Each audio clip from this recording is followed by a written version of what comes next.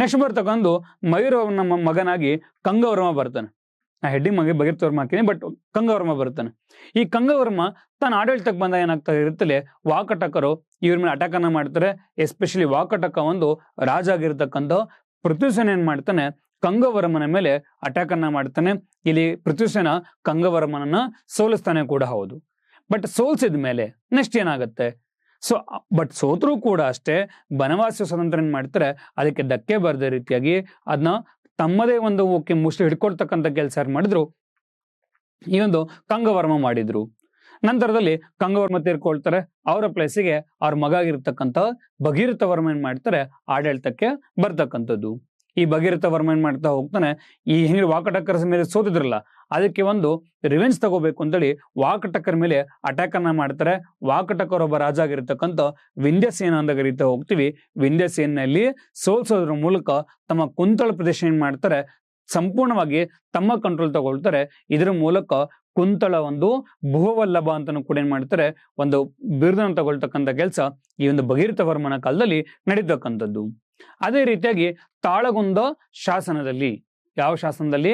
ತಾಳಗುಂದ ಶಾಸನದಲ್ಲಿ ಇವ್ರನ್ನೆಂತ ಕರಿತೀವಿ, ಕುಂತಳದೀಶ್ವರ ಅಥವಾ ಕದಂಬ ಕುಲದ ಒಂದು ಸಗರ ಅಂತಾನು ಕೂಡ ಏನ್ ಮಾಡಿದ್ದಾರೆ, ಒಂದು ಉಲ್ಲೇಖವನ್ನಲ್ಲಿ ನೀಡಿರ್ತಕ್ಕಂಥದ್ದು. ಅಂಡ್ ಇವ್ರಿಗೆ ಸಂಬಂಧಪಟ್ಟಾಗೆ ಒಂದು ಸ್ಮಾಲ್ ಸ್ಟೋರಿ ಕೂಡ ಇದೆ. ಅದುವೇ ಇವರಿಗೆ ಕದಂಬ ಕುಲದ ಒಂದು ಕುಲಪ್ರಚನ್ನ ಜನ್ಮ ಅಂತ ಕರಿತೀವಿ. ಮಯೂರವರ್ಮನಿಗೆ ದ್ವಿಜೋತ್ತಮ ಅಂತ ಕರಿತೀವಿ, ಅಂದ್ರೆ 2 ಬಾರಿ ಹುಟ್ಟಿದವನು ಅಂತ ಹೇಳ್ತಕ್ಕಂಥದ್ದು.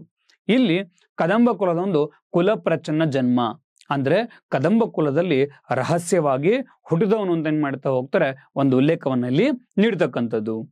ಅಂಡ್ ಅಷ್ಟೇ ಅಲ್ದೇನೆ ಇವರು ಕೂಡ ಏನ್ ಮಾಡ್ತಾರೆ, ಒಂದು ನಾಣ್ಯಗಳಲ್ಲಿ ಜಾರಿಗೆ ತಗೊಂಡ್ಬರ್ತಾರೆ. ಆ ನಾಣ್ಯಗಳ ಹೆಸರೇ ನಾವು ಬನಿ ಅಂತ ಏನ್ ಮಾಡ್ತಾ ಹೋಗ್ತೀವಿ, ಕರಿತಕ್ಕಂಥದ್ದು.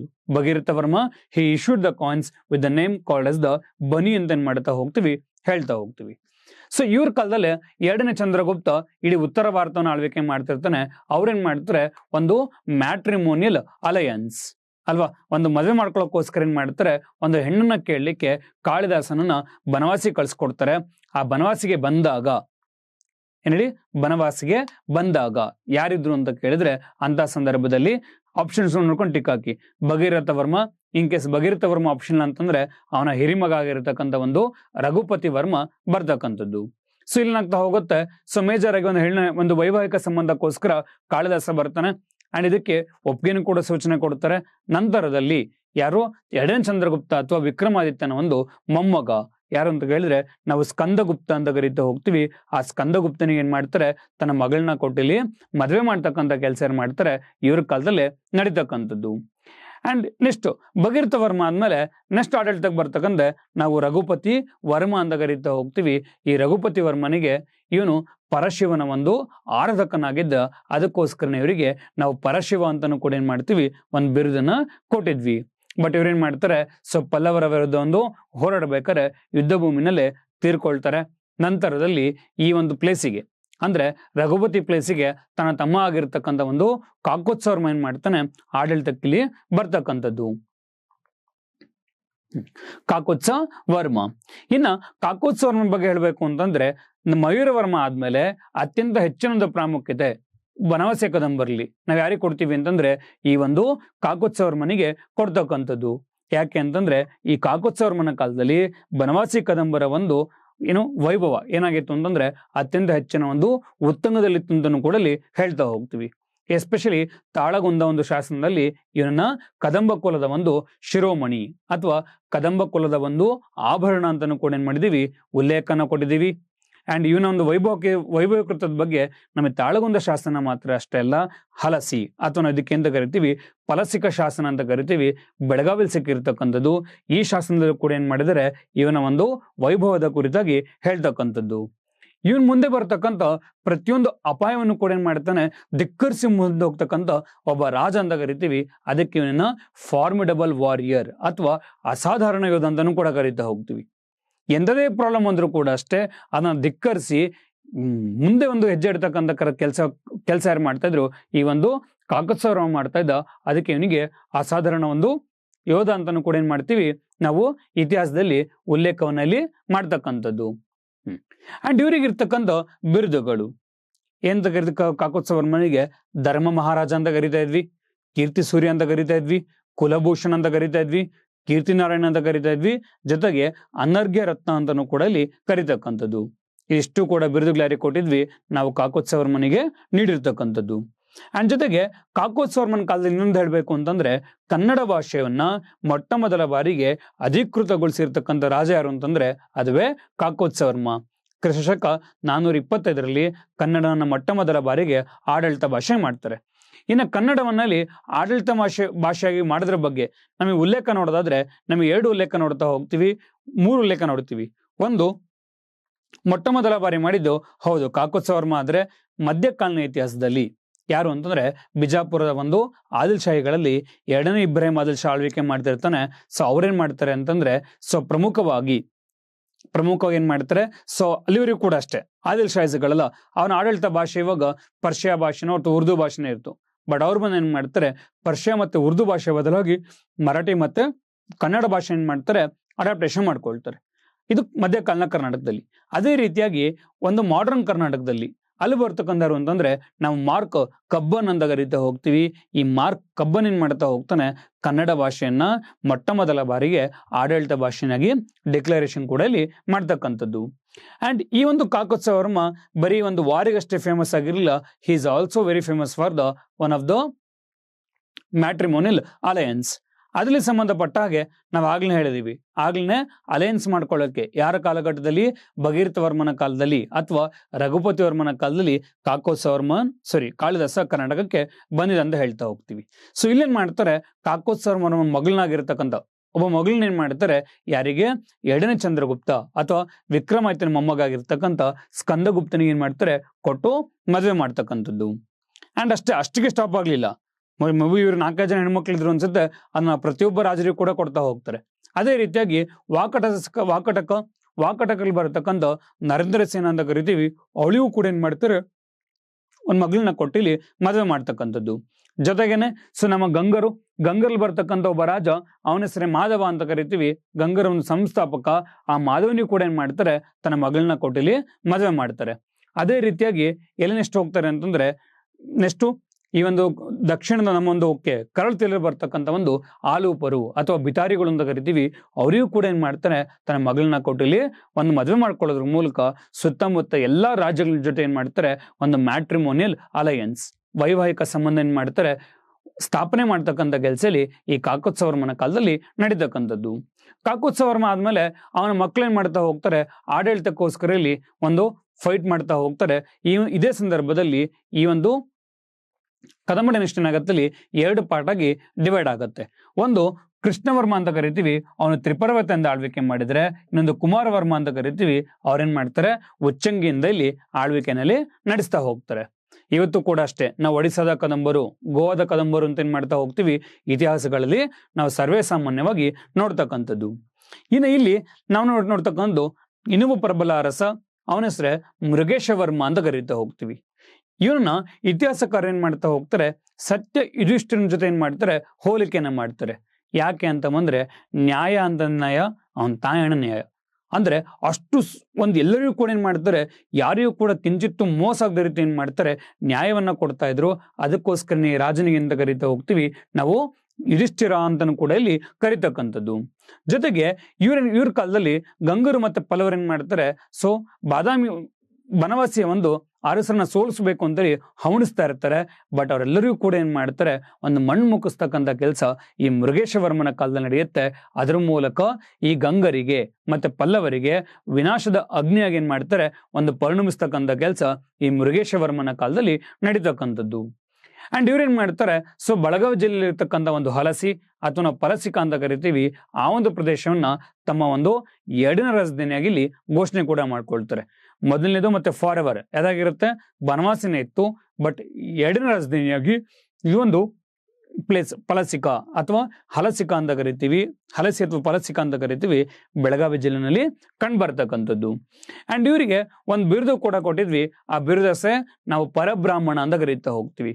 ಅಂದ್ರೆ ಜೈನ ಮುನಿಗಳಿಗೆ ಅತ್ಯಂತ ಹೆಚ್ಚಿನ ಒಂದು ಡೊನೇಷನ್ಸ್ನ ಅಥವಾ ದೇಣಿಗೆ ನೀಡ್ತಕ್ಕಂಥ ಕೆಲಸ ಯಾರು ಮಾಡ್ತಾರೆ, ಈ ಮೃಗೇಶವರ್ಮ ಮಾಡಿದ್ದ.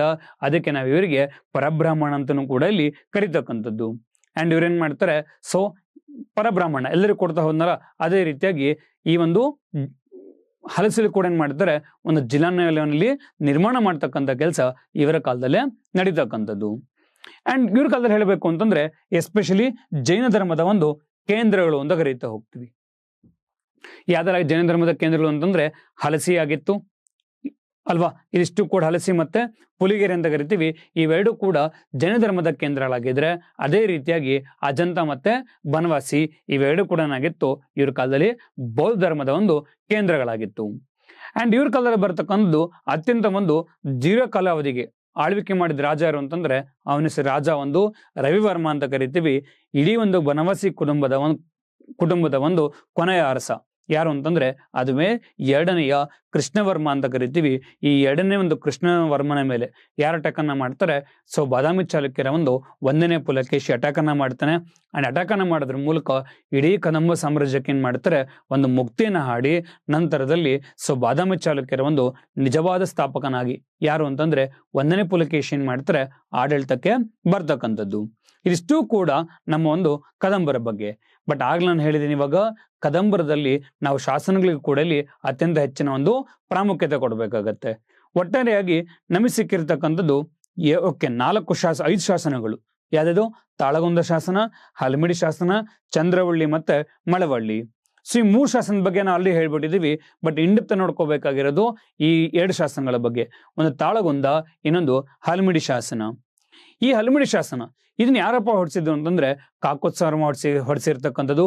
ಕರ್ನಾಟಕದಲ್ಲಿ ದೊರಕಿರ್ತಕ್ಕಂಥ ಮೊಟ್ಟ ಮೊದಲ ಒಂದು ಕನ್ನಡದ ಶಾಸನ, ಅದುವೇ ನಾವು ಹಲ್ಮಿಡಿಯ ಒಂದು ಶಾಸನ ಅಂತ ಕರಿತೀವಿ. ಇದನ್ನ 450 ಕ್ರಿಸ್ತಶಕ 450ರಲ್ಲಿ ಕಾಕೋತ್ಸವ ಏನ್ ಮಾಡ್ತಾರೆ, ಈ ಶಾಸನನಲ್ಲಿ ಹೊಡಿಸ್ತಕ್ಕಂಥದ್ದು. ಅಂಡ್ ಈ ಒಂದು ಶಾಸನವನ್ನ ನಾವು ದಾನ ಶಾಸನ ಅಥವಾ ದತ್ತಿ ಶಾಸನ ಅಂತಾನೂ ಕೂಡ ಇಲ್ಲಿ ಕರಿತಕ್ಕಂಥದ್ದು. ಯಾಕೆ ಅಂತಂದ್ರೆ ವಿಜ ಅಂತಕ್ಕಂಥ ಒಬ್ಬ ಅರಸ ಇರ್ತಾನೆ, ಅವನ ವಿರುದ್ಧ ಹೋರಾಡಿ ಪಲ್ಮಿಡಿ ಮತ್ತೆ ಮಳವಳ್ಳಿ ಗ್ರಾಮಗಳನ್ನ ಮಾಡ್ತಾರೆ ದಾನವಾಗಿ ಅಥವಾ ದತ್ತಿಯಾಗಿ ಬಿಟ್ಕೊಟ್ಟಿದ್ದರ ಒಂದು ರಾಜಾಜ್ಞೆಯ ಉಲ್ಲೇಖ ಇದೆ. ಅದಕ್ಕೋಸ್ಕರನೇ ಈ ಒಂದು ಶಾಸನವನ್ನ ನಾವು ದಾನ ಶಾಸನ ಅಥವಾ ದತ್ತಿ ಶಾಸನ ಅಂತಾನೂ ಕೂಡ ಇಲ್ಲಿ ಕರಿತಕ್ಕಂಥದ್ದು. ಅಂಡ್ ಈ ಶಾಸನವನ್ನ 1936ರಲ್ಲಿ MH ಕೃಷ್ಣ ಅಂತಕ್ಕಂಥ ಒಬ್ಬ ಆರ್ಕಿಯಾಲಜಿಸ್ಟ್ ಅವ್ರೇನ್ ಮಾಡ್ತಾರೆ, ಮೊಟ್ಟ ಮೊದಲ ಬಾರಿಗೆ ಡಿಸೆಫರ್ ಮಾಡ್ತಕ್ಕಂಥದ್ದು. ಡಿಸೆಫರ್ ಅಂತಂದ್ರೆ ಅದನ್ನ ಕಂಡಿಡಿದು ಜೊತೆಗೆ ಓದಿ ಅದನ್ನ ಅರ್ಥ ಮಾಡ್ಕೊಳ್ತಕ್ಕಂಥ ಕೆಲಸ ಏನ್ ಮಾಡ್ತಾರೆ, ಈ MH ಕೃಷ್ಣ ಅವ್ರು ಮಾಡ್ತಾರೆ. ಈ ಒಂದು ಪ್ರಸ್ತುತ ಒಂದು ಶಾಸನ ಇದೆಲ್ಲಿ ಕಂಡು ಬರುತ್ತೆ ಅಂದ್ರೆ ನಮಗೆ ಹಾಸನ ಜಿಲ್ಲೆ ಬೇಲೂರು ತಾಲೂಕು ವೀರಭದ್ರೇಶ್ವರ ದೇವಾಲಯದ ಒಂದು ಮುಂಭಾಗದಲ್ಲಿ ನಾವು ಈ ಶಾಸನದಲ್ಲಿ ನೋಡ್ತಕ್ಕಂಥದ್ದು. ಜೊತೆಗೆ ಈ ಶಾಸನ ಏನಾಗಿದೆ, 16 ಸಾಲುಗಳು ಮತ್ತೆ 23 ಕನ್ನಡ ಪದಗಳನ್ನ ಏನಾಗಿದೆ ಈ ಒಂದು ಶಾಸನವನ್ನ ರಚನೆ ಮಾಡಿದ್ದಾರೆ. ಹಾಗಿದ್ರೆ ನೋಡಿ ಯಾವ ತರ ಇದೆ ಅಂತ ನೋಡೋದಾದ್ರೆ, ಇವಾಗ ಪಿಲ್ಲರ್ ಶೇಪಲ್ಲಿ ಇರತಕ್ಕಂಥದ್ದು, ಮೇಲ್ಗಡೆ ಏನಾಗಿದೆ ಸೊ ಸುದರ್ಶನ ಒಂದು ಚಕ್ರ ನೋಡ್ತಾ ಹೋಗ್ತೀವಿ. ಇದ್ರ ಮೂಲಕ ಈ ಒಂದು ಶಾಸನ ಏನಾಗತ್ತೆ, ವಿಷ್ಣುವಿನ ಒಂದು ಸ್ತುತಿ ಮೂಲಕ ಏನಾಗತ್ತೆ ಅಲ್ಲಿ ಆರಂಭಗೊಳ್ತಕ್ಕಂಥದ್ದು. ಈ ಒಂದು ಶಾಸನವನ್ನ ಪೂರ್ವ ಹಳೆಗನ್ನಡದಲ್ಲಿ ಏನ್ ಮಾಡ್ತಾ ಹೋಗಿದರೆ ರಚನೆಯನ್ನು ಕೂಡ ಇಲ್ಲಿ ಮಾಡಿರ್ತಕ್ಕಂಥದ್ದು. ಅಂಡ್ ಮೇಜರ್ ಆಗಿ ಸೊ ಈ ಒಂದು ಶಾಸನ ಅಂತ ಕರಿತೀವಿ ನಾವು ದಾನ ಶಾಸನ ಅಥವಾ ದತ್ತಿ ಶಾಸನ ಅಂತಾನೂ ಕೂಡ ಇಲ್ಲಿ ಉಲ್ಲೇಖಿಸ್ತಕ್ಕಂಥದ್ದು. ಇದು ಹಲ್ಮಿಡಿ ಶಾಸನ ಆದ್ರೆ ನೆಕ್ಸ್ಟ್ ಬರ್ತಕ್ಕಂಥದ್ದು ಯಾವುದು, ತಾಳಗುಂದದ ಒಂದು ಶಾಸನ. ಕರ್ನಾಟಕದಲ್ಲಿ ದೊರಕಿರ್ತಕ್ಕಂಥ ಮೊಟ್ಟ ಮೊದಲ ಒಂದು ಸಂಸ್ಕೃತದ ಒಂದು ಶಾಸನ ಅಂತ ಏನ್ ಮಾಡ್ತಾ ಹೋಗ್ತೀವಿ ಕರಿತಕ್ಕಂಥದ್ದು. ಇದನ್ನ ಸೊ ಕದಂಬರ ಆಗಿರ್ತಕ್ಕಂಥ ಶಾಂತಿವರ್ಮ ಹೊಡಿಸ್ತಾನೆ. ಈ ಒಂದು ಶಾಸನದ ಕರ್ತೃ ಅಥವಾ ಶಿಲ್ಪಿ ಯಾರು ಅಂತ ಕೇಳಿದ್ರೆ ನಾವು ಕವಿ ಕುಬ್ಜ ಅಂತ ಕರಿತೀವಿ. ಈ ಒಂದು ಶಾಸನವನ್ನ ತಾಳಗುಂದ ಒಂದು ಗ್ರಾಮ, ಶಿವಮೊಗ್ಗ ಜಿಲ್ಲೆ ಶಿಕಾರಪುರ ತಾಲೂಕು ತಾಳಗುಂದ ಗ್ರಾಮದ ಒಂದು ಅಲ್ಲಿರ್ತಕ್ಕಂಥ ಪ್ರಣವೇಶ್ವರ ದೇವಾಲಯ, ಕರ್ನಾಟಕದ ಒಂದು ಮೊದಲ ದೇವಾಲಯ ಅಂತ ಕರಿತೀವಿ. ಆ ದೇವಾಲಯದ ಮುಂದೆ ಈ ಶಾಸನ ಏನ್ ಮಾಡ್ತಾ ಹೋಗ್ತೀವಿ ನಾವು ನೋಡ್ತಕ್ಕಂಥದ್ದು. ಹಾಗಿದ್ರೆ ಈ ಶಾಸನದ ಒಂದು ಸ್ಪೆಷಾಲಿಟಿ ಏನು ನೋಡಿ. ಇದನ್ನೇನ್ ಮಾಡ್ತಾ ಹೋಗಿದಾರೆ ಅಂದ್ರೆ ಕೆಳಗೆ ಆಕ್ಚುಲಿ ಒಂದು ಪ್ಲಾಟ್ಫಾರ್ಮ್ ಇದೆ, ಓಕೆನಾ, ಚಗತ್ತಿ ಅಂತ ಕರಿತೀವಿ. ಕೆಲವೊಂದು ಪ್ಲಾಟ್ಫಾರ್ಮ್ ಇದೆ, ಆ ಪ್ಲಾಟ್ಫಾರ್ಮ್ ಮೇಲೆ ಏನ್ ಮಾಡಿದ್ದಾರೆ ಈ ಶಾಸನವನ್ನ ನಿರ್ಮಾಣ ಮಾಡಿದ್ದಾರೆ. ಸೊ ಹಲ್ಮಿಡಿ ಶಾಸನ ಹೇಗೆ ಒಂದು ವಿಷ್ಣು ಸ್ತುತಿಯಿಂದ ಆರಂಭಗೊಳ್ಳುತ್ತೋ ಇಲ್ಲೇನಾಗ್ತಾ ಹೋಗುತ್ತೆ ಶಿವನ ಸ್ತುತಿಯಿಂದ ಈ ಒಂದು ಶಾಸನ ಆರಂಭಗೊಳ್ತಕ್ಕಂಥದ್ದು. ಜೊತೆಗೆ ನೀವು ಈ ಶಾಸನ ಓದ್ಬೇಕು ಅಂತಂದ್ರೆ ಕೆಳಮುಖದಿಂದ ಅಭಿಮುಖವಾಗಿ ಏನ್ ಮಾಡ್ಬೇಕಾಗತ್ತೆ, ಈ ಶಾಸನ ನೀವಿಲ್ಲಿ ಓದ್ಬೇಕಾಗತ್ತೆ. ಅಂಡ್ ಈ ಶಾಸನದಲ್ಲಿ ಎಸ್ಪೆಷಲಿ ನಾವ್ ಯಾರ ಬಗ್ಗೆ ಮಾತಾಡ್ತಾ ಹೋಗ್ತೀವಿ ಅಂತಂದ್ರೆ ಕಾಕೋತ್ಸವನ ಬಗ್ಗೆ ಮಾತಾಡ್ತೀವಿ.